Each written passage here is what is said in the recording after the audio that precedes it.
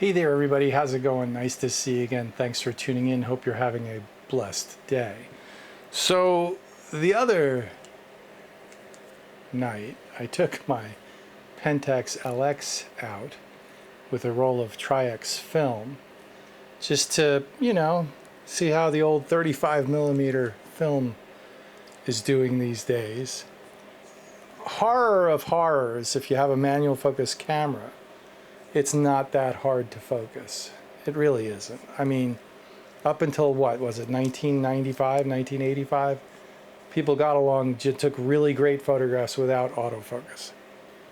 But what it made me realize was this camera has, what did I count, 12 controls on it. Okay. There's the rewind dial, exposure compensation for the aperture priority mode. There's a button to release the prism, which you don't, it's not an essential to picture making control. You can ignore it for the most part. There's a shutter release button, a film wind lever, a film rewind button, shutter speeds, apertures, and focus. That's it. Oh, and you've got a mirror lockup, and you've got a depth of field preview and a self timer, all built into this little lever here, which is pretty clever.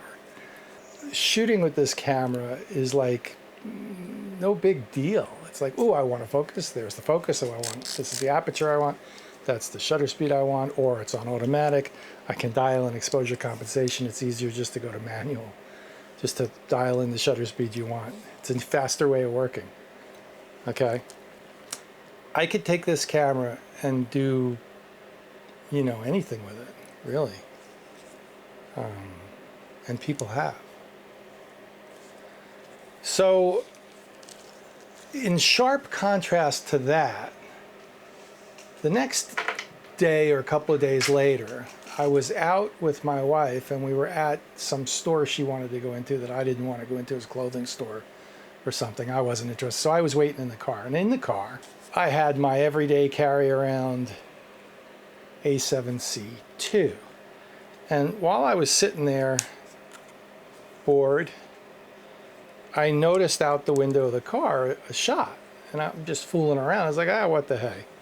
Let's just take that shot. So I turned the camera on and I pointed it out the window. And I went to focus, and I was like, no, I want to focus here. So then I started pushing buttons. The first thing I had to set was the autofocus to select the point I want to focus. And then it kept focusing on something I didn't want to focus on. I think the window was up and it was raining, and so the window had rain on it, and I wanted to get the shot, a shot, something creative with the rain on the window but looking through it, and it was focusing on the window and the rain. I was like, okay, manual focus. So I found that button and I put it on manual focus, and then I turned the dial, and when I turned the dial, it magnified to help me manual focus, because there's no depth of field scales. There's no focus distance indicator. There is an electronic focus distance indicator, but in this camera, there's no depth of field scales. In the Fujis, there is, which is kudos to Fuji. Good job. So it tries to help you, and I don't know whether you can turn that on or off. I would probably turn it off. It zooms in, and now I couldn't see the big picture, literally. And I couldn't find what So after I got done screwing around with all that, well, then I had to dial in, the aspect ratio I wanted, because I wanted 3:2, not 1:1, and I was on 1:1. And then I had to dial in the color. I was on black and white. I wanted color, so I had to dial that in. I mean, don't get me wrong. Options are good until they're not, right? If you just want to take a shot, there's a lot of screwing around. I mean, with capability comes complexity, you know. And I could take, in this right here, I've got color, I've got black and white, I've got all the ISOs. You know, to a certain extent, all that is you choose that with your film. Whatever film you got in the camera is, but on the other hand, that's a lot simpler.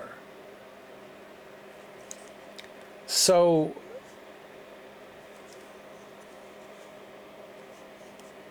just pointing out that simple is not bad, and complex can sometimes be too much. Yeah. Well, I don't know what to make of all that, but part of me really appreciates the LX and the simple cameras. And part of me is like, wow. Hey, another thing I just heard, kind of along the same lines. The CEO of Dell Computers is telling his workers, stop using email to communicate.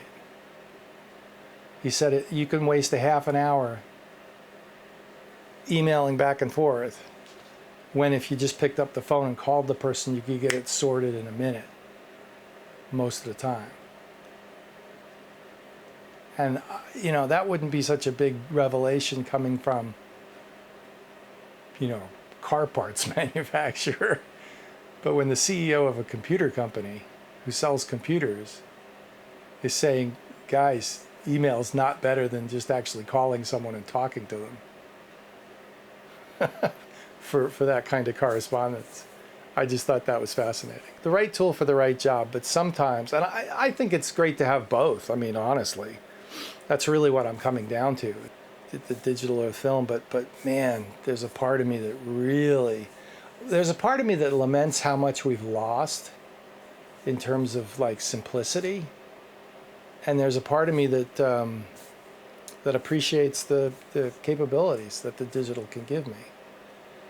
But at the end of the day, great photographs, if one was really superior in image quality to the other, well then there it is. And I would foster the idea that digital is better in color than film, personally.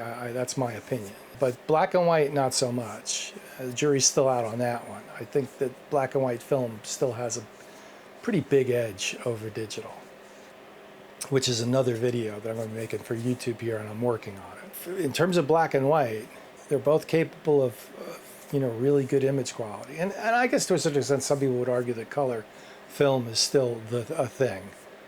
Okay, I had bad experiences in my youth trying to shoot color film, in the sense that like I could never get a lab to print anything worth a damn.